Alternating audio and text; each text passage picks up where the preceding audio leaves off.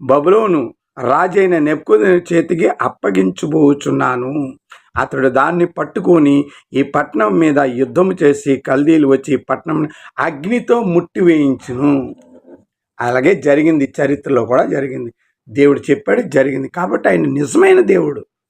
He is god, that's why he told and it will happen. It has happen in 536 BC. Nebuchadnezzar వచ్చాడు, call చేశాడు, పట్టుకెళ్ళి యిర్మీయాని విడిచిపెట్టేశాడు అనమాట. 40 ప్రవక్తలను పంపించి దేవుడైన యెహోవా అన్ని మాటలు చెప్పించాడు. అర్థమైందా? సో 3 పాయింట్లు సరిపోయావు కదా.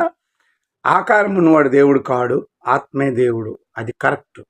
అన్ని మతాల సారం అది రైట్. కాబట్టి యెహోవా ఆత్మై ఉన్నాడు, ఆయన దేవుడు. 2 పాయింట్, నేనే దేవుడు, నేను తప్ప ఇంకో దేవుడు లేడని దేవుడు ఒక్కడే చెప్తాడు. 3 పాయింట్, జరక్క మునుపు చెప్పిన వాడే దేవుడు, ఆయన యెహోవా.